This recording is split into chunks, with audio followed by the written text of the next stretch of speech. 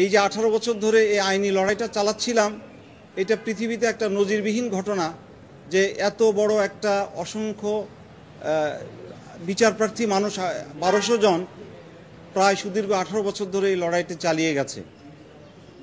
আজকে বিচার বিভাগের, গতকাল আমরা আপনাদের সামনে বলেছি, বিচার বিভাগের যে ক্ষতিটা হয়েছিল, বিচার বিভাগের যে দায়টা রয়েছে, সেই দায় থেকে কিছুটা হলেও দায় মুক্তি হবে আজকের এই রায়ের মধ্য দিয়ে।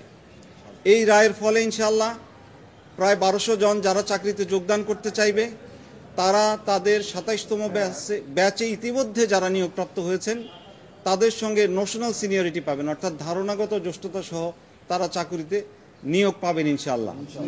এবং সেই সঙ্গে মহামান্য হাইকোর্টের 3টি ডাইরেকশন সহ যে জাজমেন্ট দেওয়া হয়েছিল, সেই রায়টিও বহাল করা হয়েছে, যেখানে 3টি ডিরেকশনে বলা হয়েছিল যে এদেরকে, যাদের বাদ দেওয়া হয়েছে দ্বিতীয় ভাইভা ওসির মাধ্যমে, তাদেরকে চাকরিতে নিতে হবে 90 দিনের মধ্যে। বলা হয়েছিল যে তাদের জ্যেষ্ঠতা ইন অ্যাকর্ডেন্স উইথ ল হবে।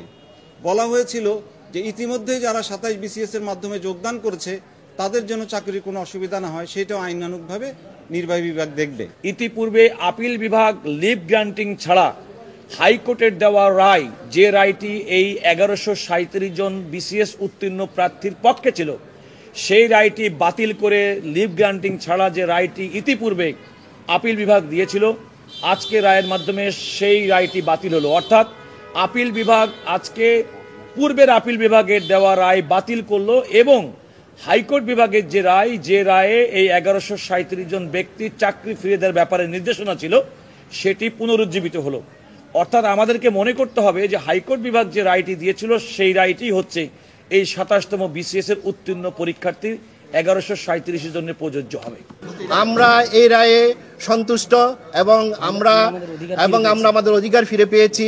এবং আমরা যেটা দেখেছি, যেখানে যেই কোর্টে অবিচার হতো সেই কোর্টে আজকে ন্যায় বিচার ফিরে এসেছে এবং মাননীয় বিচারকগণ ন্যায় বিচার প্রতিষ্ঠা করেছেন।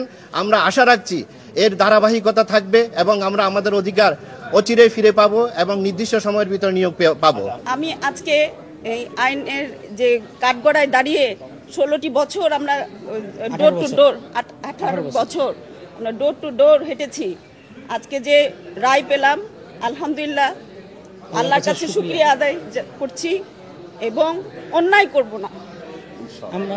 আমরা কখনো অন্যায় করব না, যে অন্যায়ের আমরা শিকার হয়েছি।